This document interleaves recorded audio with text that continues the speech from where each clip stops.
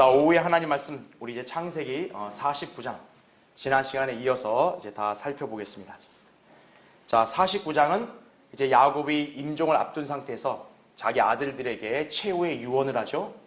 그러나 이 유언은 단순한 당부 그 차원이 아니라 바로 마지막 날들에 이제 이스라엘 민족에게 닥칠 일들에 대한 예언이다. 제가 이렇게 말씀을 드렸습니다. 그래서 이제 지난 시간에 이제 유다까지 이제 어떤 일들이 있을 것인가를 살펴봤고, 이제 뒤이어서 이제 다른 아들들, 이 아들들이 기원이 되는 지파가 어떤 일이 있을 것인가 보겠습니다. 자, 먼저 13절부터 이제 18절까지인데 이제 구절들마다 이제 각 지파가 분리가 되니까 그냥 이렇게 읽으면서 바로 제가 강의를 하겠습니다. 자, 13절 먼저 보세요. 스불론은 바다의 항구에 거하며 그는 배들의 항구가 되리라. 그의 지경은 시돈까지로다. 어떻게 보면 참 짧게 나왔죠, 그렇죠? 자, 우리 교환을 보시면 자 1번의 그 구절에 대한 설명이 나와요.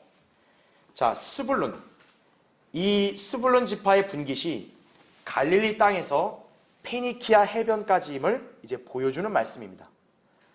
그러니까 여기 바다의 항구, 또 배들의 항구 이런 말이 나오잖아요. 뭔가 이제 해변 관련된 그 지경을 이제 받는구나, 이렇게 우리가 이해할 수 있겠죠. 신명기 33장 18절을 여러분 참조하시면 되고요. 우리가 한 가지 짚어볼 것은 이 스불론 지파에게 해당되는 이 지경의 지역이 어디냐면 바로 갈릴리입니다. 예. 이제 이따 보겠지만 납탈리 지파, 거기도 역시 갈릴리 지역이에요. 그래서 이 스불론 이 지파에 속한 이 지경에 우리가 잘 아는 선지자가 바로 이 지경 안에 있는 지역 출신입니다. 그가 교환에 나온 대로 선지자 요나인 거죠. 예. 그래서 거기 열왕기하 14장 25절에 이렇게 기록되어 있죠. 가드 헤펠 사람 아미테의 아들 주의 종 선지자 요나, 이렇게 나옵니다. 예. 이제 여호수아 19장 10절부터 13절을 참조해 보시면 이제 스불론 지파에게 주어진 그 땅의 경계 안에서 이 가드 헤펠이라는 지역이 있구나, 이제 그렇게 우리가 짐작해 볼 수 있는 거죠. 자, 어쨌든 선지자 요나는 갈릴리 지방 출신의 선지자라는 것을 우리가 잘 유념을 해야 됩니다. 왜 그러냐면은 바로 그가 예수 그리스도의 예표이기 때문에 그런 거죠. 예수 그리스도도 갈릴리 출신의 선지자시잖아요, 그렇죠? 그리고 우리 주님도 선지자 요나의 표적을 직접 보여주셨단 말이죠, 그렇죠? 바로 그 선지자가 이 지경에 속한 지역 출신이다. 이제 그렇게 여러분이 기억하시면 좋습니다. 자, 그 다음에 이제 14절과 15절 보겠습니다. 이사칼은 이제 이사칼 지파에 관한 설명이죠. 두 짐 사이에 구부리고 앉아있는 강한 나귀로다. 그는 쉼을 좋게 여기고 땅을 보고 기쁘게 여기며 그의 어깨를 낮춰 짐을 지고 조공의 종이 되었도다. 이렇게 말씀을 하고 있습니다. 자, 이사갈 지파에 관련된 구절도 그렇게 긴 설명은 없어요, 그렇죠? 그런데 눈에 띄는 표현이 뭐냐면 짐, 뭔가 짐을 지는 어떤 종, 일을 하는 거, 이거와 뭔가 관련이 있는 것 같죠, 그렇죠? 자, 우리 교환을 보면요, 자 2번에 두 번째 줄에 나오죠. 이 구절은 이사칼이 강한 나귀처럼 짐을 아주 잘 지는 지파구나 이거죠. 그런데 때때로 거기 그 표현도 중요합니다. 돈을 벌기 위해서 타협한다는 사실도 보여준다는 얘기죠. 즉 어깨를 낮춰 짐을 지는데 조공의 종이 된다 그러잖아요, 그렇죠? 그러니까 조공을 바치는 일, 이런 것에 좀 너무 관심을 갖는 거죠. 그래서 그러한 예를 어디서 볼 수 있냐면 열왕기상 9장 21절, 여호수아 16장 10절, 신명기 20장 11절 등등을 참조해 보면, 자, 하나님께서는 이스라엘 백성이 카나안 땅을 차지하게 되면 그 땅에 있는 카나안인들을 다 내쫓으라고 말씀하셨죠. 근데 이스라엘의 특징이 뭐냐면 하나님 명령에 온전히 순종하지 못해요. 그래서 그 땅에 살고 있는 거민들을 그냥 살도록 내버려 둡니다. 그러면서 대신 어때요? 그들을 종으로 삼아서 조공을 바치게 하죠. 그렇죠? 그러니까 그게 인간적인 수완으로 볼 때는 괜찮은 것 같아 보이지만 어찌됐든 하나님 말씀에는 온전히 순종한 건 아니죠. 주님은 그 땅을 온전히 이스라엘 각 지파가 차지하고 그 땅의 모든 거민들을 다 내쫓든지 멸망시키라고 말씀하셨잖아요. 그렇죠? 그런데 하나님 말씀을 온전히 따르는 게 아니라 돈을 위해서 타협을 하는 거죠. 그게. 예. 어떻게 보면 약간 그런 특징을 나타낸 것이다. 우리가 이렇게 볼 수 있겠죠. 자, 이사칼의 지경.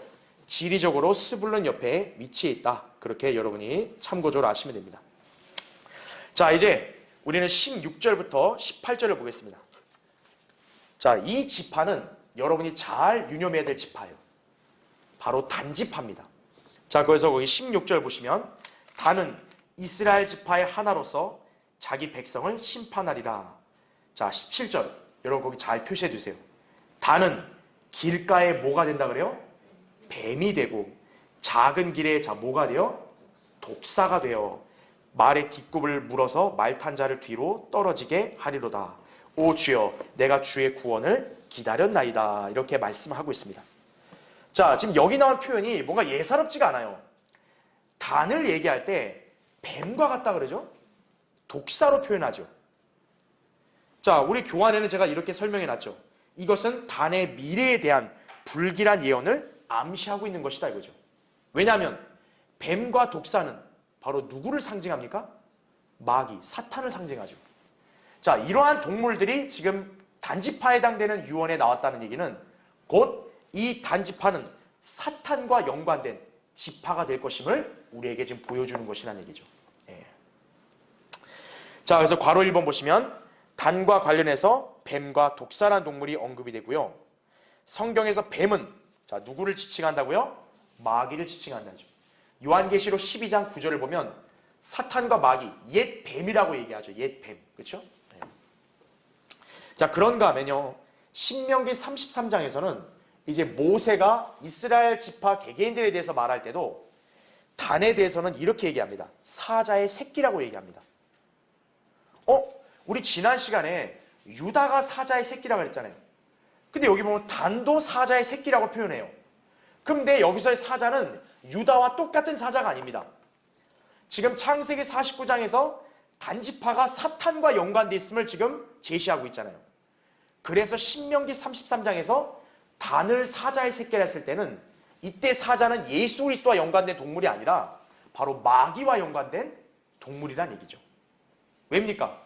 성경에서 마귀를 또 뭐라고 표현합니까? 울부짖는 사자처럼 이렇게 표현하고 있죠. 예. 자, 그래서 단이 사탄과 연관된 지파임을 의미하는 것이죠. 그럼 왜 그런가 볼게요. 자, 괄호 2번 보십시오. 단지파는 긴 제의를 입은 아버지들과 더불어 배교에 들어가 버린 첫 번째 지파였다라는 얘기죠. 예. 재판관계 17장 18장에 보면 자, 어떤 이야기가 나오냐? 거기 미카의 집에 한 레위인을 자기 개인의 제사장으로 고용을 합니다. 그래서 미카 개인의 집안의 한 종교가 돼요. 그래서 굉장히 우상 숭배하는 집안인데 거기서 이제 미카가 어떻게 하냐면 레위인이잖아요. 그러니까 레위인은 하나님의 일을 할 수 있는 지파 사람이네? 그러니까 너 우리 집에서 제사 드려. 그러면 내가 너를 아버지라고 삼고 제사장 직분 수행하게 해줄게. 이렇게 얘기합니다. 거기서 제사장을 뭐라고 칭해요? 아버지라고 칭하죠. 그게 바로 오늘날 뭐의 기원입니까? 로마 카톨릭의 신부의 기원이에요. 그게 바로. 예. 그러니까 제사를 지내는 제사장을 아버지라고 부르고 있는 거죠. 자, 이 미카의 종교가 이제 어떻게 확장이 되냐면 단지파 있죠. 단지파. 단지파의 전체적인 종교로 변질이 됩니다. 그러니까 재판관계 18장을 여러분 나중에 읽어보시면 알겠지만 단지파의 사람들이 그 미카의 집에 방문을 해요. 보니까 미카의 집안에 막 온갖 여러 가지 우상 숭배하는 그런 기물들이 있고 제사장이 있으니까 누구냐고. 그러니까 그 제사장이 나 여기 고용된 사람이라고. 그러니까 이 단지파 사람들이 보니까 너무 좋아 보이니까 야, 너 그냥 한 개인 집에 제사장 하지 말고 우리 지파 전체 제사장이 되다오. 우리가 더 좋은 조건을 줄게. 이러면서 그 제사장을 고용을 합니다. 그럼 그 제사장이 어떻게 하냐? 그 단지파를 따라가요. 그래서 그 제사장은 단지파 전체 제사장이 돼버립니다. 그러니까 미카 집안의 아버지라 불린 제사장이 단지파의 아버지이자 제사장이 된 거죠. 예. 바로 그것이 이방 종교의 어떤 영향을 받은 거죠. 예. 자, 그 종교가 열왕기상 이제 16장을 보면은 아합과 이세벨 아시죠? 그렇죠? 바로 바알 숭배하는 그 종교로 발전을 하는 것이에요. 그 바알 숭배하는 종교가 바로 이제 나중에 기독교로 각색이 되는 것입니다. 그게 바로 뭐라고요? 로마 카톨릭이라는 얘기예요. 그래서 지금 여기 단지파는 뭡니까? 이스라엘 진파 전체 중에서 한 지파가 최초로 배교해버린 지파가 된 거예요. 그것도 마귀의 종교라 할 수 있는 로마 카톨릭의 기원을 둔 바로 그 이방 종교, 그 이방 종교를 신봉하는 그런 지파가 되었다는 얘기죠. 그래서 단지파를 마귀와 연관된 지파로 여기서 얘기하는 이유가 바로 거기 있다는 걸 여러분 잘 아셔야 돼요. 예. 자, 교환을 계속 보세요. 괄호 2번 두 번째 줄. 이들은 예배 보조 기구로 형상들, 우상들을 사용해 왔다 이거죠. 그리고 시돈과 가까운 라이스로 이동함으로써 거기 보시면 페니키아 종교와 문자를 수용하여 일종의 페니키아인이 되어 버린다라는 얘기죠. 자, 여기에서 유래된 것이 바로 바알 숭배 종교다. 그렇게 여러분이 이해하시면 되는 거예요. 이세벨이 어느 지역 출신입니까? 시돈인들의 지방 출신이에요. 아합의 부인, 그렇죠? 이스라엘 사회에 바알 숭배 종교를 가져온 악독한 여자죠. 바로 그 여자가 시돈 지방 출신인 거죠. 예. 바로 이 종교가 어디에서 출발한 거예요? 단지파가 이렇게 레위인을 자기네 지파의 제사장 아버지로 삼고 온갖 그런 형상들을 숭배하는 이러한 종교 사상이 발전돼서 그렇게 기원한 것이다는 얘기죠. 그래서 여러분이 알아야 될 게 뭐예요? 단지파는 먼 훗날 적그리스도의 어떤 이렇게 중심이 된 그런 종교의 기원을 만든 지파가 되는 거죠. 그래서 괄호 3번을 보세요. 바로 이 단지파의 종교가 정확히 오늘날 로마 카톨릭의 종교와 일치한다는 얘기죠. 제사장을 아버지라 부르는 거 신부죠. 그렇죠? 그리고 형상을 숭배합니다. 여러분이 재판강리 17장 읽으면 알겠지만 바로 미카의 집안에는 온갖 기명들이 많아요. 그거를 숭배하는 거예요. 카톨릭도 어떻습니까? 하나님을 믿는다고 하면서도 어떤 거예요? 우상 숭배를 그냥 서스럼 없이 하죠. 그렇죠? 그리고 소위 제사장들, 사제들이 뭘 입습니까? 검은 제의, 검은 가운을 입죠. 그렇죠? 바로 그 옛날 바알 숭배하는 종교의 제사장들이 바로 검은 제의를 입었거든요. 거기서 그대로 유입이 된 거예요. 예. 자, 이 종교 오늘날 스페인, 이탈리아, 브라질, 아르헨티나, 베네수엘라, 콜롬비아, 쿠바 그리고 우루과이 등의 공식 종교가 되었다는 얘기죠. 쉽게 말하면 이제 그 남유럽과 그리고 남미 여기에 어떻게 보면 국교가 된 거죠. 로마 카톨릭이. 자, 로마 카톨릭은 장차 대환란 때 적그리스도의 신부이자 종교인 신비의 바빌론이죠. 계시록 17장 18장에 나온 대로. 그래서 단지파가 바로 지금 사탄과 연관된 지파로 이렇게 제시된 이유가 바로 여기 있다는 거 아셔야 돼요. 예. 로마 카톨릭의 기원을 둔 그 종교를 창안해낸 지파고, 그렇죠? 그리고 이 로마 카톨릭의 장차 적그리스도가 다스리는 대환란 때 세상의 중심 종교니까요, 그렇죠? 자, 그리고 괄호 4번. 자, 이것도 흥미로운 주제입니다. 특히 예언적으로 뱀이나 사자는 적그리스도에게 적용이 가능하죠, 그렇죠? 자, 그러다 보니 성경에도 단이 적그리스도와 연관되어 있음을 보여주는 한 사건이 등장한다는 얘기죠. 자, 그게 어디에 나오냐? 레위기 24장에 어떤 한 사건이 나옵니다. 자, 제가 교환에다도 기재를 했지만 여러분 찾아볼게요. 잠깐 껴놓고 레위기 24장 한번 보세요. 자, 거기 10절을 보면요. 그때 아비가 이집트인인 어떤 이스라엘 여인의 아들이 이스라엘 자손 가운데로 나갔는데 이 이스라엘 여인의 아들과 어떤 이스라엘 사람이 진영 안에서 싸워 그 이스라엘 여인의 아들이 주의 이름을 모독하고 저주하니 그들이 그를 모세에게로 데려가니라. 그의 어미의 이름은 슬로미스로 단지파 디브리의 딸이더라. 자, 이렇게 나오죠. 여기 보면 10절에 자, 아버지가 어느 사람이라 그래요? 이집트인이라고 얘기합니다. 그리고 어머니는 이스라엘 여인인데, 자, 11절 보니까 그 여인이 어느 지파 출신이라고 나와요? 단지파 출신이라고 나와요. 자, 지금 아버지가 이집트 사람이고 어머니가 단지파 출신의 이스라엘 여인인데 둘이 결혼을 해서 아들을 낳은 거잖아요.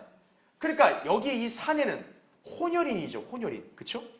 왜냐하면 이집트는 셈, 함, 야펫 중에 어느 족에 속해요? 함족이죠. 흑인이죠. 자, 그런데 이 혼혈 사내가 이스라엘 사람과 싸우면서 지금 무슨 짓을 했어요? 주의 이름을 모독하고 저주를 합니다. 하나님이 택한 백성 이스라엘 진영 안에서 이거 엄청난 죄죠. 근데 이 남자가 바로 이스라엘에서는 어느 지파 출신이에요? 단지파예요. 자, 밑에 동그라미 1번을 보세요. 이 사내는 단지파 출신이지만 사실 함족의 혈통과 이스라엘의 혈통을 함께 지니고 있는 혼혈인이죠. 그렇죠? 즉 함족 계통의 이스라엘인인 셈이다라는 거죠. 바로 여기서 우리가 알 수 있는 게 뭐냐? 이 단지파가 적그리스도와도 밀접한 연관이 있구나라는 거죠. 왜요? 이 단지파 출신의 사내는 마치 누구와 흡사하냐면 적그리스도와 흡사합니다. 자, 적그리스도도 제가 예전에 다니엘 강의할 때 여러분이 설명드렸죠. 적그리스도도 함족 출신이라고요. 그렇죠? 그리고 시리아 계통의 유대인이라고 제가 예전에 설명을 드린 적이 있어요. 그렇죠? 다니엘 11장 37절, 8장 9절 등등을 보면 적그리스도가 시리아에서 나오는데 바로 자기 조상의 하나님이라는 표현이 쓰입니다. 그리고 에스겔 21장 25절에 따르면 바로 이 적그리스도에 관한 예언에서 이스라엘인이라고 또 표현을 해요. 자, 이걸 통해 알 수 있는 것은 적그리스도는 분명히 이스라엘 사람이지만 순수한 혈통의 이스라엘인이 아니라 바로 혼혈인이라는 거죠. 예. 함족 혈통의 시리아계 유대인이라는 얘기죠. 자, 지금 여기서도 하나님의 이름을 모독하는 이 사내, 어떻게 보면 적그리스도와 흡사하죠? 자, 이 자가 어느 지파 출신이라고요? 단지파 출신이라는 거죠. 그리고 동그라미 2번을 보시면 교환에 이 사내가 주의 이름을 모독하고 저주하는 말들을 발설하죠. 자, 이것은 정확히 대환란 때 적그리스도의 모습과 또 같습니다. 거기 교환에 계시록 13장 6절에 이렇게 나오죠. 그 짐승이, 여기 짐승이 적그리스도 아니에요. 그렇죠? 입을 벌려 하나님을 대적하여 어떻게 한대요? 모독하되 이렇게 나오죠. 그러니까 이스라엘 혈통을 가진 사람이면서도 하나님의 이름을 모독을 하고 있어요. 바로 적그리스도가 그렇게 하는 거죠. 바로 그것을 하나의 모형으로 보여주는 이 사건의 이 사내 단지파 출신이라는 얘기죠. 또 다니엘 11장 36절에 보면 하나님을 거슬러 이상한 말들을 한다. 또 이렇게 기록되어 있습니다. 예. 바로 하나님을 대적하고 모독하는 말을 하는 게 적그리스도인 거죠. 자, 괄호 5번. 결국 단지파는 자, 대환란 때 인장으로 표시를 받는 12지파에서 배제가 됩니다. 자, 계시록 7장 4절부터 8절 보면 대환란 때 우리 잘 아는 14만 4천 명 있죠. 각 지파마다 12,000명. 그때 12지파에서 원래 같으면 단지파가 있어야 되는데 그 대환란 때는 어때요? 이 단지파가 인장으로 보호를 받는 그 지파에서 빠져 있다는 얘기죠. 왜 하나님께서 대환란 때 이들을 배제시켰냐? 바로 이 단지파가 지금 누구하고 연관된 지파이기 때문에 그래요? 마귀, 사탄과 연관되어 있기 때문에 그렇다 이거죠. 그래서 지금 이 야곱이 유언에서 단에 관해서 이렇게 말한 것은 예사롭지 않다고 제가 말씀드린 이유가 바로 여기 있는 것이에요. 여러분은 이걸 통해서 아하, 예언적인 진리를 잘 숙지해야 된다는 얘기죠. 자, 그래서 거기 4번 보시면 자, 18절에 야곱이 이렇게 얘기하죠. 오 주여, 내가 주의 구원을 기다렸나이다. 이렇게 얘기합니다. 자, 야곱이 단과 관련하여 지금 주의 구원을 기다린다 이 말을 하죠. 자, 왜 그럴까요? 단이 대환란 때 자, 누구와 관련된 지파이기 때문에 그래요? 적그리스도와 관련된 지파이기 때문에 그런 거죠. 그리고 야곱의 후손들이 그 대환란 때 바로 구원을 받아야 되기 때문에, 그래서 지금 야곱이 단에 관한 얘기를 하면서 내가 주의 구원을 기다렸나이다 이렇게 말한 이유가 예언적으로 이스라엘 백성이 대환란 때 주님의 구원을 기다려야 되기 때문에 그런 것이다 이거죠. 예. 그래서 지금 단에게 하고 있는 이 유언은 단순한 이야기가 아니라 바로 미래에 있을 하나의 예언이다. 그렇게 여러분이 이해하시면 됩니다. 예. 마태복음 24장 13절 끝까지 견디는 자는 구원을 받으리라. 그러니까 이게 바로 대환란에 관련된 그런 진리란 얘기죠. 자, 그 다음 이제 우리 19절부터 21절을 볼 텐데요. 자, 먼저 19절 보십시오. 자, 이제 갓지파에 관한 얘기가 나옵니다. 갓은 군대가 그를 압도하겠으나 마지막에는 그가 압도하리라 이렇게 말하고 있죠. 그렇죠? 자, 짧고 명료합니다. 자, 교환을 보시면 1번. 자, 19절에 이렇게 나온 내용이 뭐냐? 각 지파가 처음에는 어려움을 겪을 것이나 나중에는 잘 풀려갈 것임을 보여준다라는 얘기죠. 그러니까 여러분이 이 구절의 그 맥락을 잘 의미를 새겨보면 먼저 불리한 진영처럼 보이잖아요. 전세가. 그렇죠? 그런데 그거를 뒤집는 그런 느낌이 지금 들죠. 그렇죠? 갓지파의 특징이 그렇다는 거죠. 예. 그러니까 처음에는 뭔가 공경에 처하는데 나중에는 잘 풀리게 될 것이다. 지금 이렇게 얘기하고 있는 거예요. 자, 특히 여기서 갓이 군대를 압도한다는 이 말씀. 자, 이거의 한 예는 자, 어디에 나오냐면 역대기상 5장 20절부터 22절에 나옵니다. 자, 이것도 한번 찾아볼게요. 역대기상 보십시오. 껴놓고 역대기상 5장 거기 18절부터 잠깐 읽어볼게요. 르우벤의 아들들과 그 다음 거기 표현 잘 보세요. 갓인들이 나오죠. 갓인들. 바로 갓지파 출신 사람들을 가리켜요. 그 다음에 므낫세 반지파의 용사들, 곧 방패와 칼을 들 만한 사람과 활을 쏠 수 있는 사람과 싸움에 숙련된 사람은 44,760명으로 그들이 전쟁에 나갔더라 이거죠. 자, 이 세 지파의 특징이 뭐냐면 이 세 지파는 하나님이 약속으로 준 유업의 땅 있죠. 카나안 땅. 이 카나안 땅이 아닌 요단 동편 지역에 거주하는 지파들이에요. 자, 근데 이 지파들이 거기 19절 보세요.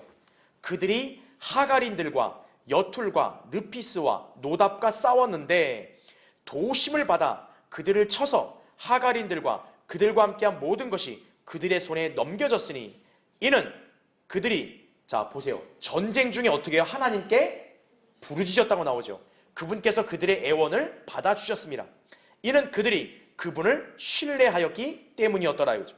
그들이 그들의 가축을 빼앗았으니 낙타 5만과 양 25만과 나귀 2천이며 사람 10만이더라. 많은 사람이 죽어 쓰러졌으니 그 전쟁이 자 누구로부터 비롯되었다고요? 하나님께로부터 비롯되었습니다. 아까 제가 오전에 했던 설교와 같은 맥락인 거죠. 그들이 사로잡힐 때까지 그들 대신 거하였더라. 자, 지금 여기 보면 갓인들, 갓지파가 지금 전쟁을 하잖아요. 근데 이들이 주님의 도우심을 간절히 애원해서 주님이 그들을 도와주심으로 결국 전쟁을 어떻게 한 거예요? 승리한 거죠. 군대로 결국 압도를 한 거죠. 예. 그러니까 야곱이 여기서 한 어떻게 보면 유언은 예언적으로 볼 때 여기서 한 예로 지금 성취가 되었구나. 그렇게 여러분 이해하실 수 있는 거죠. 아, 그러니까 갓이 군대를 후에 압도한다는 말은 약간 이런 의미구나. 그렇게 이해하시면 됩니다. 자, 다시 창세기 49장 넘어오시고요. 자, 20절을 보면 자 이제 교환에도 나옵니다. 자, 2번을 보면 이제 아셀 지파에 관한 내용이에요. 아셀에서 나온 그의 음식은 기름지겠고 그가 왕의 진찬을 바치리라 이렇게 말씀을 하고 있습니다. 자, 아셀은 기름진 음식 또 왕에게 바치는 그런 진찬과 관련된 지파다라는 얘기죠. 자, 여러분 이 아셀 지파를 보면 약간 어떤 인상을 받아요? 아, 이 사람들은 굉장히 부유하겠구나. 부유하니까 어때요? 왕의 그 만찬을 갖다가 담당할 수 있는 거고, 그렇죠? 음식을 기름진 것을 가지고 있으니까 바칠 수도 있는 거죠. 예. 자, 이것은 미래에 이루어질 예언이다 이거죠. 자, 괄호 1번 보십시오. 아셀과 관련된 또 다른 예언은 자, 거기 신명기 33장 24절 25절에 나와요. 자, 교환에 기재되어 있으니까 교환을 볼게요. 아셀에 관하여 그가 말하였으니 아셀은 자손으로 더불어 복을 받으며 그의 형제들에게 기쁨이 되며 그의 발은 기름에 잠길지로다. 내 씨는 철과 노시 될 것이요 내 날들처럼 내 힘도 그렇게 될 것이라. 자, 모세가 아셀 지파에 대한 축복을 말할 때 지금 이 내용이 그거예요. 아셀은 복을 받고 형제들의 기쁨이 되고 그가 발로 밟는 그 땅 어때요? 기름에 잠긴다 그러죠. 그죠? 그리고 씨는 철과 노시 된다 이거죠. 자, 그래서 괄호 2번 보면 위의 구절과 야곱의 유언을 종합해 보면 아셀은 부유하고 번성해야 되겠죠. 그렇죠. 왜냐하면 야곱도 그렇게 예언을 했고 모세도 이렇게 축복을 한 걸 보면 분명히 아셀 지파는 이렇게 번성하고 막강해져야 돼요. 그렇죠? 기름, 철, 놋과 관련하여 접근하게 용이하겠죠. 왜요? 그의 발이 기름에 잠긴다 그러잖아요. 그렇죠? 그리고 원수들을 짓밟을 수 있는 힘을 지닌 지파를 형성할 것임을 알 수 있다라는 얘기죠. 특히 야곱이 유언할 때 뭐라고 얘기하냐? 거기 나온 대로 왕의 진찬을 바친다고 나오잖아요. 왕의 진찬. 왕을 위한 음식을 바칠 수 있는 복을 받게 되겠죠. 자, 우리가 구체적으로 이 일이 어떻게 성취되어 갈지는 알 수가 없습니다. 자, 이 모든 일들 성경에 기록된 말씀에 따라 종합해 본다면 정확히 할 수 있는 게 뭐냐? 이스라엘 역사에서 아직 이게 성취된 적 없어요. 아셀 지파에 관해서 이게 확실하게 이루어진 적은 없습니다. 그렇게 볼 때, 자, 이것은 미래에 이루어질 예언인 셈이 되는 거죠. 그러니까 이스라엘 과거의 그 어떤 역사에도 이건 완전히 성취된 적이 없다 이거죠. 그러나 야곱의 유언이 예언이 되려면 이건 언젠가는 반드시 성취가 되어야겠죠. 그렇죠? 아마 재림 때 성취가 되지 않을까, 이제 그렇게 조심스럽게 추측을 해봅니다. 자, 괄호 3번 보십시오. 아셀 역시 카나안 족속을 몰아내는데 실패를 합니다. 재판관계 1장 31절 보면 제가 아까도 여러분에게 언급했잖아요. 이스라엘 자손은 하나님이 약속의 땅을 줬을 때 그 약속의 땅에 지금 있었던 이방인들을 다 몰아내든지 죽여야 되는데 아셀 지파 역시도 이들을 다 몰아내질 못해요. 결국 같이 끼고 살게 돼요. 자, 하나님 앞에 불완전한 순종을 했죠. 그렇죠? 그러나 천년왕국의 유업에 나중에 동참하게 된다는 얘기죠. 에스겔 48장 2절, 3절, 34절에 또 그렇게 나옵니다. 그리고 대환란 기간 중에도 아셀 지파는 보호를 받아요. 아까 단 지파는 대환란 기간에 14만 4천 명 인장에서 빠진다 그랬잖아요. 근데 아셀 지파는 거기에 나옵니다. 그래서 이 아셀 지파는 인장으로 보호를 받아요. 자, 비록 이 지파를 위시하여 북왕국 이스라엘이 아시리아의 포로로 사로잡혀가 잃어버린 바 된 것으로 여겨지지만 하나님께서는 정확하게 이스라엘 12지파를 보호하시며 그들을 회복시키신다라는 얘기죠. 자, 여러분이 잘 알아야 될 게 뭐예요? 북왕국 이스라엘 10지파 있죠. BC 721년에 아시리아에게 완전히 멸망했어요. 사로잡혀가고 그 뒤에는 좀처럼 이렇게 종족을 찾을 수가 없습니다. 그러면 북왕국 이스라엘 10지파는 아예 없어졌을까요? 지구상에서? 그게 아니란 얘기죠. 비록 그들이 자취를 감추고 아시리아에 사로잡혀간 이후에 그 행적을 우리는 모르지만 하나님은 어때요? 그들의 수를 다 일일이 알고 계시고 그들을 지키고 보호하신다는 사실이죠. 자, 일례로 누가복음 2장에 보면 예수님이 탄생해서 어린 아기였을 때 그때 예루살렘 성전에 누가 있었냐면 여선지자 안나가 있었죠. 여선지자 안나가 바로 어느 지파 출신이냐? 아셀 지파 출신이에요. 여기 아셀. 그러니까 우리가 알아야 될 게 뭐예요? 그 옛날 아시리아에게 다 멸망하지 않았냐? 아시리아에게 포로로 사로잡혀 갔지만 그럼에도 어때요? 북왕국 이스라엘 각 지파들은 분명히 생존해 있다는 얘기죠. 하나님께서는 그들을 보호하신다는 거죠. 왜요? 그래야 하나님이 하신 예언이 성취될 거 아니에요. 그렇죠? 대환란 때 아셀 지파 있어야 될 거 아니에요. 그렇죠? 그리고 천년왕국 때도 아셀 지파 있어야 될 거 아니에요. 그렇죠? 그러려면 그 지파가 영원히 멸망해서는 안 되는 거죠. 심지어 여러분 단지파 어떨까요? 단지파? 아까 단지파는 대환란 인장에서 분명 빠지죠. 그러면 그들은 천년왕국 때도 아예 회복이 안 될까요? 그건 아닙니다. 천년왕국 때도 단지파는 분명히 있다는 얘기죠. 다만 그 인장으로 보호받는 거에서만 제외될 뿐이라는 얘기죠. 에스겔 48장에 보면 단지파도 유업을 받는 게 나온다는 얘기죠. 그래서 우리가 알아야 될 게 뭐냐면 우리 인간의 이성으로 하나님 말씀을 막 헤아리고 판단하면 안 돼요. 에이, 성경이 이렇게 기록되어 있는데 역사적으로 이렇게 이스라엘 다 사라졌는데 어떻게 이게 이루어지겠냐? 그렇게 생각하면 안 돼요.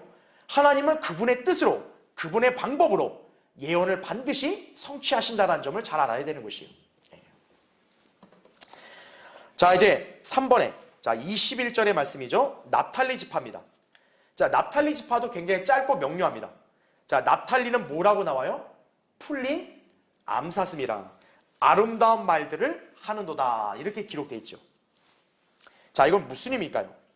자, 여기 아름다운 말들은 재판강기 4장 10절과 5장 12절에 나와 있습니다. 바로 드보라와 바락 때 하나님께서 그들을 통해서 이스라엘 백성을 카나안의 압제로부터 이렇게 구원해 주시죠. 그렇죠? 그때 여러분이 알아야 될 게 뭐냐면 그 기록을 보면 드보라 바락이 전쟁을 할 때 그들에게 싸움에 동참하는 지파의 상당수가 바로 납탈리 지파 사람들이에요. 그래서 그들은 드보라 바락과 함께 승리를 하고 이렇게 재판강기 5장에 찬양을 하죠. 그렇죠? 예. 그런 아름다운 말들과 연관이 있다.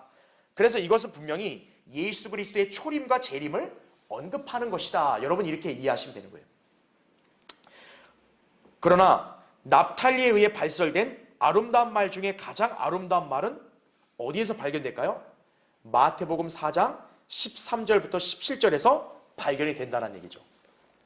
자, 이 구절이 뭐냐면 예수님이 초림 때 사역을 시작하시잖아요. 자, 본격적으로 그분의 사역이 왕성하게 펼쳐지는 지역이 어딥니까?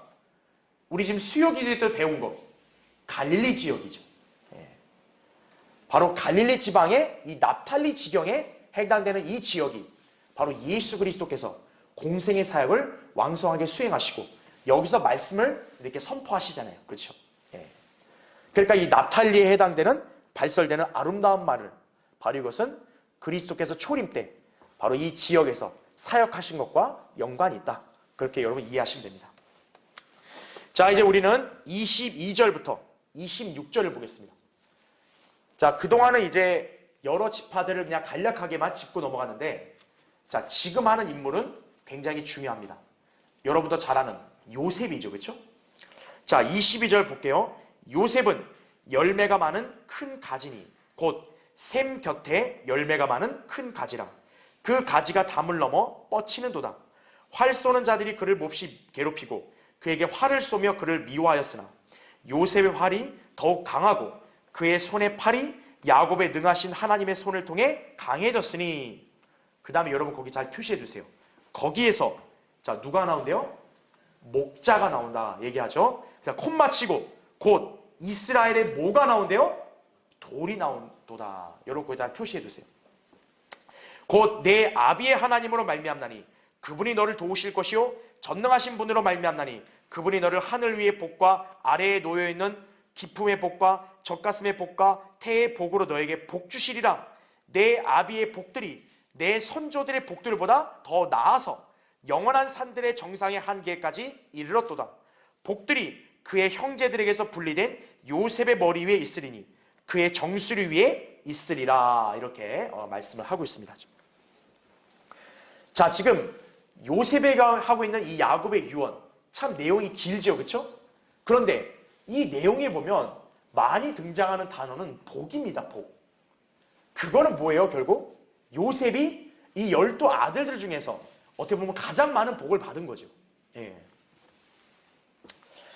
자, 교환의 1번을 보십시오. 자, 22절과 26절의 표현에 이렇게 나오죠. 요셉은 자, 뭐라고 해요? 열매가 많은 큰 가지라고 표현합니다. 그러니까 내 아비의 복들이 내 선조들의 복들보다 더 낫다 이거죠. 여러분 선조들이 누굴까요? 아브라함과 이삭이겠죠. 그렇죠? 그러니까 지금 여기서 야곱이 얘기하는 것은 너가 앞으로 복을 받는데 아브라함, 이삭 그리고 자기인 야곱보다 더 복을 낮게 받는다. 좋게 받는다. 이제 그걸 얘기하는 거죠. 복들이 그의 형제들에게서 분리된 요셉의 머리 위에 있으리니 정수리 위에 있으리라 이렇게 나옵니다. 자, 그래서 교환을 계속 보면 요셉에 관한 이 예언은 사실 그의 인생 자체를 보여주기도 합니다. 또 그가 많은 복을 받아 번성할 것을 예언한다라는 얘기죠. 자, 맨 밑에 괄호 1번. 자, 요셉에 관한 이 복에 대해서는요, 신명기 33장 13절부터 17절에서 자세하게 기록되어 있어요. 자, 우리가 찾을 시간이 없다 보니까 교환을 볼게요. 자, 다음 페이지. 자, 요셉에 관하여 그가 말하였으니. 자, 이게 지금 33장 13절에서 17절을 제가 요약한 거예요. 보세요. 주의 복이 그의 땅에 임하여 이렇게 나오죠. 요셉의 머리와 자기 형제들로부터 성별되었던 자의 머리 꼭대기에 임하리라. 그들은 에프라임이 수만이요 므낫세가 수천이라. 이렇게 기록되어 있죠. 자, 야곱이 요셉에게 주고자 하는 복, 아브라함과 이삭과 야곱에게 주었던 복보다도 훨씬 더 이렇게 좋은 거죠.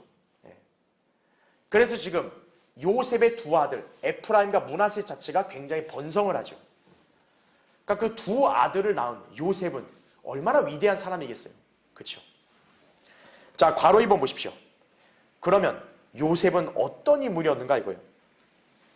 여러분, 우리 요셉의 생애를 이미 다 살펴봤죠. 그렇죠? 자, 교환에다 요약을 했어요. 보면 그는 형제들에게서 분리가 되었죠. 왜냐하면 형제들이 시기해서 요셉을 미워했잖아요. 형제들부터 분리가 돼서 종들의 종이 되었죠. 창세기 37장 28절에 그래서 노예로 팔렸잖아요. 그리고 창세기 39장에는 유혹에 저항을 했죠. 어떻게 보면 이거는 당연한 일이고 잘한 건데도 오히려 요셉은 감옥에 갇혀서 살 수밖에 없었죠. 창세기 40장에. 그러나 요셉은 자신의 주장을 내세우기보다는 하나님께서 자기를 드높이시기를 기다렸죠. 그리고 하나님의 말씀을 다른 것과 타협하기를 거부했던 인물이죠. 창세기 41장에서. 그러니까 요셉은 하나님께서 그에게 계시로 알게 해준 것 그대로 전했죠. 요셉은. 결국 하나님께서 그런 요셉을 높여주셨죠. 자, 그리고 요셉은 다른 사람들을 미움으로부터 어떻게 했습니까? 용서했죠. 그래서 대단한 인물이라는 거예요. 창세기 45장 14절에 또 나옵니다. 그리고 통치자로 군림할 때 백성들을 이용해서 사익을 취하기를 거부했던 통치자였죠. 하나님의 사람이었다 이거죠. 창세기 47장 13절부터 26절에 우리 저번에 그 말씀을 살펴봤습니다. 자, 요셉은 어땠습니까? 이렇게 큰 고난 가운데 박해와 미움을 받았지만 그러나 그는 신실하고 하나님 앞에 의롭게 행함으로써 결국 하나님께서 그를 높여주셨고 또 요셉은 하나님의 사람답게 사랑으로 자기를 대적했던 자들을 이렇게 용서해줬죠. 그렇죠? 그리고 백성들을 사랑했죠. 그런 인물이었습니다. 그래서 괄호 3번 보십시오. 이처럼 요셉은 하나님의 사람으로 본이 되는 삶을 살았던 성도다 이거죠. 자, 그러다 보니 요셉의 생애에는 풍성한 열매를 당연히 맺게 되는 것이죠. 그리고 야곱은 그런 요셉의 머리 위에 복들이 있게 될 것을 예언한 것이다 이거죠. 이러한 복들을 받게 된 요셉은 아브라함과 이삭과 야곱보다 더 높여지게 된 거예요. 그러니까 여러분은 요셉의 생애를 통해서도 하나의 교훈을 받게 되는 것이죠. 그렇죠?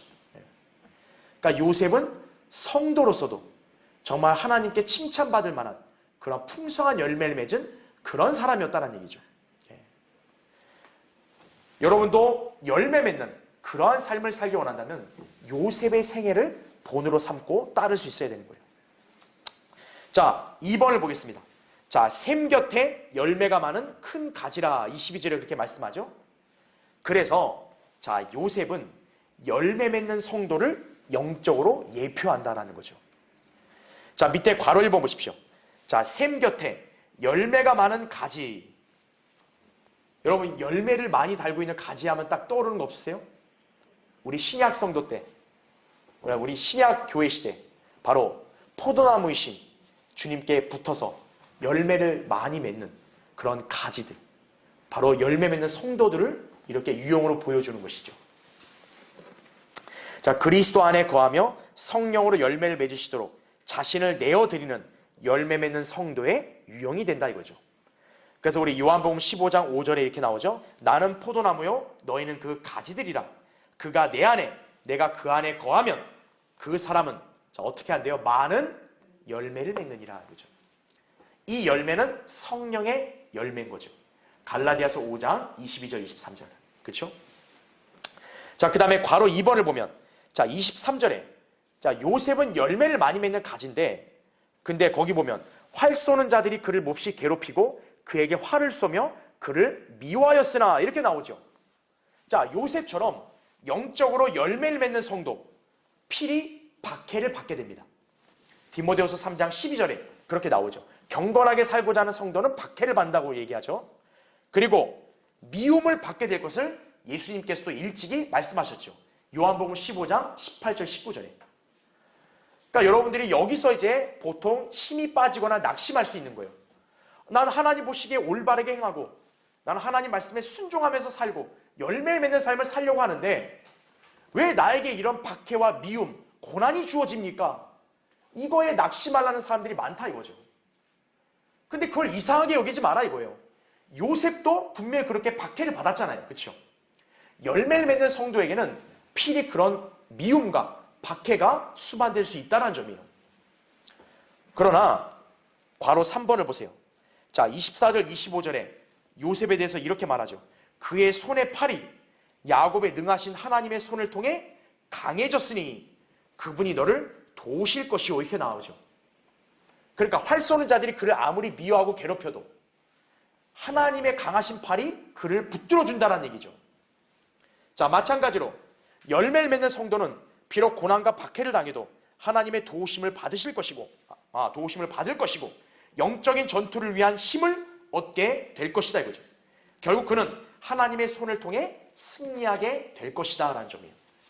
여러분 이 점을 또 교훈으로 배워야 된다 이거죠. 자, 괄호 4번 전능하신 분으로 말미암나니 그분이 너에게 복 주시리라 25절에 이렇게 말씀하고 있죠. 결국 여러분이 알아야 될 거는 열매 맺는 성도는 어떤 사람이라고요? 복 있는 사람이다라는 얘기죠. 자, 여러분 복 있는 사람의 특징이 뭐였습니까? 우리 복 있는 사람에 관한 유명한 시편이 있죠.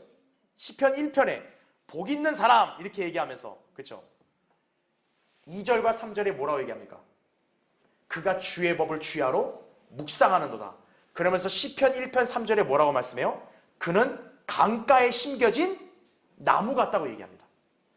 그래서 계절에 따라 열매를 맺는다고 나오죠.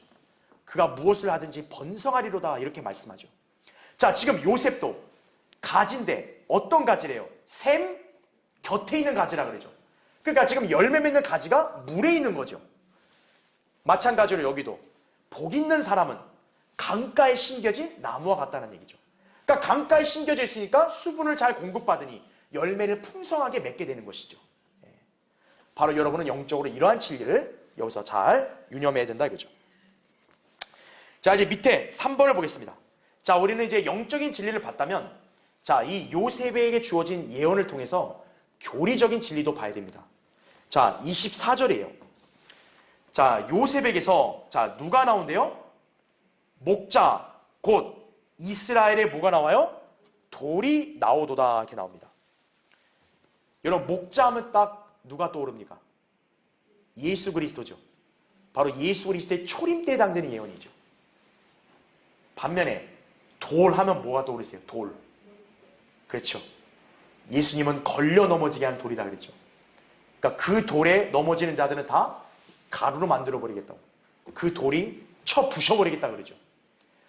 그게 언제 있을 일이에요? 재림 때 있을 일이죠. 그래서 지금 이 요셉에게 주어지는 이 예언, 이 한 구절 안에도 콤마를 해놓고 어때요? 초림과 재림이 같이 언급되고 있다는 점 아셔야 돼요. 우리 지난 시간에 배웠던 유다처럼. 그렇죠? 자, 괄호 1번 보세요. 우선 목자, 초림에 적용이 됩니다. 자, 야곱으로부터 나오는 목자는 선한 목자이신 예수 그리스도를 가리키죠. 요한복음 10장에 나온 대로. 그렇죠? 아브라함과 이삭과 야곱의 하나님께서는 초림 때 그들을 위해 자신의 생명을 내어놓으시는 목자가 되실 것이다 라는 거죠. 히브리서 13장 20절, 베드로전서 5장 4절에 따르면 예수 그리스도는 이스라엘이라는 양들의 큰 목자이시다라는 얘기죠. 예.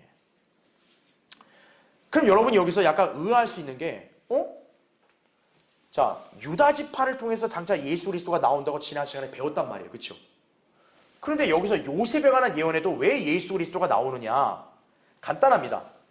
유다는 예수 그리스도의 왕권, 그와 연관된 지파 아니겠어요? 그러니까 유다를 통해서는 이제 왕이신 그분이 나온다는 얘기를 하는 것이고, 그리고 요셉에게는 뭐가 주어졌습니까? 장자권이 주어졌죠. 장자는 대표하는 사람 아니겠어요? 그러니까 여기 요셉에게 이 예언이 주어진 것은 결국 요셉이 이스라엘을 대변하는 거죠. 결국 위대한 목자, 선한 목자이신 주님, 그리고 장차 민족들을 치실 돌이 되시는 그분은 어디에서 나온다? 이스라엘에서 나온다. 바로 이 점을 강조하려고 예언하신 거란 얘기죠. 지금 그 이스라엘의 장자권을 누가 받은 거예요? 요셉이 받았으니까. 그렇죠? 자, 그래서 괄호 2번. 자, 돌은 재림에 적용된다. 야곱으로부터 오는 돌을. 자, 우리 다니엘 2장에서 이걸 본 적이 있어요. 다니엘 2장도 하늘에서 손으로 다듬지 아니한 돌이 내려온다 그러죠. 그래서 느부갓네살의 꿈에 나타난 신상을 어떻게 해요? 형상의 발가락을 쳐버리고, 그러니까 신상 자체가 다 가루가 돼버리죠. 그게 바로 예수 그리스도가 재림하시면 적그리스도와 세상 왕국들을 다 쳐 부셔버린 거에 대한 예언이 되는 거죠. 바로 그 점을 돌에 비유해서 예언을 하셨단 말이죠. 그래서 돌은 누구를 가리킨다는 거죠? 예수 그리스도를 가리킨다는 얘기죠. 다니엘 2장 34, 35절, 44절, 45절이다 이거죠. 그래서 이 돌은 장차 적그리스도에게 속한 왕국, 그 다음에 종교, 민족 등을 가루로 만들어버릴 것이다 이거죠. 자, 거기 교환에 기재된 대로 마태복음 21장 44절에 누구든지 이 돌 위에 떨어지는 사람은 부서질 것이요, 이 돌이 누구에게든지 떨어지면 그 사람을 자 어떻게 만들어요? 가루로 만들리라 이거죠. 아하, 목자는 초림 때 예수 그리스도, 이스라엘의 돌은 재림 때 예수 그리스도. 자, 이 한 구절에 콤마를 사이에 두고도 벌써 2000년의 간격이 벌어지죠. 그렇죠? 이게 성경에 기록되어 있는 예언의 또 하나의 표현 방식이라는 점을 여러분 잘 기억해야 됩니다. 그래서 괄호 3번에는 제가 그 내용을 여기다 설명해 놨고, 또 초림과 재림이 구두점을 사이에 두고도 구분되는 경우가 이렇게 많다라는 점을 제가 제시했으니까 여러분 참조하시면 됩니다. 자, 맨 밑에 4번. 한편 요셉의 팔이 더욱 강하고 그의 손의 팔이 야곱의 능하신 하나님의 손을 통해, 그 다음 페이지죠, 강해졌으니 24절에 이 말씀이 나옵니다. 자, 이게 뭘까요? 지금 이 사람의 팔이 야곱의 하나님의 능하신 손을 통해 강해진 거죠. 그러니까 이 사람 자체가 강한 게 아니라 하나님의 도우심으로 강하게 된 거죠. 자, 이거는 뭐와 똑같냐면 나약한 사람이 활을 쏘는 것을 도와주는 다른 사람에 대한 언급이다라는 거죠. 자, 이와 관련해서 열왕기하 13장 15, 16절을 여러분이 참조하시면 돼요. 거기 보면 엘리사가 하나님의 권위로 활을 든 왕의 손을 잡고 힘을 불어넣어주는 장면이 있어요. 그래서 활을 쏘라 이거죠. 그러니까 그 왕 자체가 그렇게 활을 쏠 수 있는 능력이 없는데 선지자 엘리사가 옆에서 붙돋아주는 거죠. 활을 쏘라 이거죠. 자, 여러분 이제 이 말씀의 의미를 그렇게 잘 이해하시면 됩니다. 자, 이제 마지막 우리 27절부터 33절을 볼 텐데, 자, 27절 먼저 한 구절만 먼저 보겠습니다. 이제 이스라엘의 남은 아들 베냐민에 관한 예언이죠. 자, 거기 보시면 흥미로운 표현이 나와요. 자, 베냐민은 뭐와 같대요? 늑대같이 먹이를 찾아 나서리니 그가 아침에 먹이를 삼키고 밤에는 약탈물을 나누리라 하더라, 이렇게 말씀하고 있습니다. 자, 거기 1번을 보세요. 교환에 여러분 그 성경에 보면 베냐민 지파 출신들이 여러 명 있는데 좀 이렇게 흥미로워요. 이 인물들을 보면. 자, 먼저 재판강의 3장에 보면 에웃이 있습니다. 그 에웃의 단검, 이 단검으로 모압 왕 에글론을 찔러 죽이죠. 암살해서 죽이죠. 그렇죠? 왼손잡이에요. 그 다음에 우리가 잘 아는 훌륭한 그리스도인 사도 바울도 타소 출신이고 또 베냐민 지파에 속한 사람이라고 고백을 하죠. 그 다음에 다윗 이전에 사울왕도 베냐민 지파 출신이죠. 자, 이 지파의 특징은 뭐냐? 자, 늑대같이 먹이를 찾아 나선다 그랬죠. 이런 늑대는 굉장히 힘있고 무서운 동물이죠. 그래서 이 베냐민 지파는요, 대체로 용맹스럽고 싸움에 능숙한 그런 인물들이 있는 지파들이에요. 여러분 나중에 역대기상 12장 1절 2절을 참조해 보시면 여러분 잘 이해가 되실 거예요. 자, 괄호 1번 보세요. 여러분 베냐민 지파가요, 얼마나 이 싸움을 잘하는 지파냐면 그 재판관기 20장에 보면요, 이스라엘 사회 안에서 내전이 일어나요. 그래서 이스라엘의 그 11지파하고 베냐민 지파 홀로 한 지파가 둘이 싸움을 합니다. 근데요, 누가 이기는 줄 아세요? 2번에 걸쳐서 베냐민 지파가 이겨요. 그래서 이 11지파가 이 베냐민 한 지파한테 아주 호되게 당합니다. 그것도 한 번도 아니고 2번씩이나. 당시 그 숫자를 보면요, 베냐민 지파는 한 26,700명이거든요. 근데 이스라엘 11지파가 40만 명인데 그들을 다 한 지파가 다 상대해버린 거예요. 전력차가 18분의 1이에요, 병력이. 그런데도 2번이나 누가 이겼다고요? 베냐민이 이긴 거예요. 그러니까 베냐민 지파가 굉장히 용맹스러운 지파예요. 예. 따라서 먹이를 찾아 나선 늑대라는 표현은 전혀 과장된 것이 아니다라는 얘기죠. 자, 괄호 2번 보세요. 자, 역사상 이와 유사한 사건은 독일이 1차 세계대전 때 미국, 러시아, 이탈리아, 프랑스, 영국과 전쟁을 벌인 것이에요. 그 이스라엘 12지파가 나중에 보면 이방 민족들 그 유업의 어떤 상징이잖아요. 각 지파가. 그렇죠? 자, 그래서 그 이방 나라들 중에 이스라엘 지파 연결해 보면요, 이 베냐민 지파하고 닮은 국가가 있어요. 그게 어느 국가냐면 독일입니다. 독일. 그래서 독일은 역사상 보면 1, 2차 세계대전을 다 주도했죠. 독일이. 어떻게 보면 전 세계 연합군을 상대로 맞짱을 뜬 거예요. 독일이. 그죠? 예. 물론 오스트리아와 터키가 후방에서 약간 도움을 주긴 했지만 독일은 자신보다 20배 이상이나 되는 국가를 포함한 세 나라와 서부 전선에서 싸웠고요. 동시에 동부 전선에서는 자기들보다 60배나 큰 러시아하고도 싸웠다 이거죠. 대단히 용맹스러운 국가죠, 독일이. 그렇죠? 자, 괄호 3번 보세요. 그래서 이스라엘 지파들을 이방 나라들과 연결해 보면 베냐민과 잘 어울리는 나라가 독일이다라는 거죠. 자, 우리 베냐민 지파에 보면 극단의 두 인물이 있어요. 사울인데 다윗 앞에 있던 사울은 형편없는 왕이죠. 그런데 신약 시대의 사도 바울의 원래 이름이 뭐예요? 사울이죠. 같은 지파에서 동일한 이름을 가진 인물이 나왔는데 그 두 인물이 완전히 딴판이었죠. 그처럼요, 독일에도 극단적인 두 인물이 배출이 됩니다. 거기 나온 대로 일찍이 가장 위대한 프로테스탄트 마틴 루터를 낸 나라가 독일이에요. 반대로 역사상 적그리스도에 대한 가장 악랄한 예표 중 하나, 아돌프 히틀러도 역시 어느 나라요? 독일 사람이에요. 그죠? 여러분, 히틀러의 종교가 뭔지 아세요? 카톨릭 교도입니다. 그리고 나치당에 등재된 그의 신상 기록에 따르면 그 히틀러의 숫자가 뭐였냐면 555였어요. 적그리스도는 숫자가 뭐예요? 666이죠. 히틀러는 적그리스도의 악랄한 예표가 되는 거죠. 자, 괄호 4번 보십시오. 그래서 베냐민을 늑대같이라고 묘사하는 것처럼 이 늑대는 또 다른 독일인의 모습을 보여주기도 한다는 얘기죠. 자, 대표적인 인물을 거기다 기재해놨는데 작은 늑대라고 불리는 울필라스예요. 이 울필라스가 어떤 사람이냐면 유럽 언어로 된 첫 번째 성경, 고토 성경을 번역한 사람이에요. 이 성경과 킹제임스 성경과 저번이 같습니다. 대단한 사람이죠?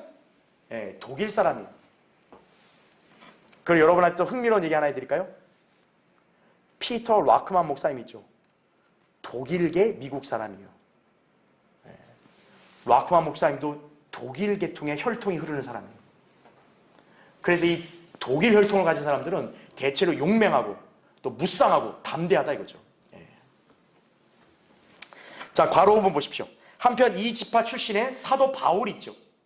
그래서 사도 바울도 표현을 쓴 거 보면 상당히 이렇게 전쟁을 치는데 익숙한 사람처럼 굉장히 좀 전투적인 표현을 많이 씁니다. 그래서 사도 바울이 그리스도인의 삶을 전쟁이다, 싸움이다, 무장이다, 군사생활이다 이렇게 표현하죠. 그렇죠? 예. 에베소 6장 10절부터 18절, 디모데서 6장 12절, 디모데서 2장 3, 4절 이렇게 나온다 이거죠. 자, 바울은 비록 전쟁에 참가해 본 적은 없었어요. 그리고 군인 지파 출신도 아니에요. 그런데 그가 베냐민 지파 출신 아니에요. 그러니까 자기 조상들로부터 물려받은 군인 정신이 배어 있었음을 우리가 이제 알 수 있는 것이죠. 그렇죠? 예. 자, 이제 마지막 거기 49장 28절부터 33절은 그냥 이제 읽는 걸 생략하고 교환을 보세요. 2번. 야곱은 자기가 죽으면 카나안 땅으로 돌아가 그곳에서 첫째 아내 레아 곁에 묻혀달라고 그렇게 요청을 합니다. 자, 이것은 야곱의 생애에서 하나님께 대한 완벽한 순복을 보여주는 최종적인 결단 중에 하나예요. 여러분, 야곱이 아내들 중에 누구를 더 사랑했어요? 원래? 라헬을 더 사랑했죠. 그때 사실은 라헬 곁에 묻히고 싶어 정상 아니에요. 그렇죠? 그런데 야곱은 그거를 포기하고 첫째 아내 레아 곁에 나를 묻어다오 이렇게 유언을 합니다. 왜냐하면 야곱은 질서를 지키는 거죠. 예. 바로 이걸 통해서 이제 하나님의 뜻에 잘 순종하는 그러한 성도가 되었구나. 이 점을 우리가 하나 배울 수 있는 것입니다. 자, 이제 결론적으로 창세기 49장은 야곱이 자기 아들들을 축복하며 예언한 말씀이 기록되어 있다 이거죠.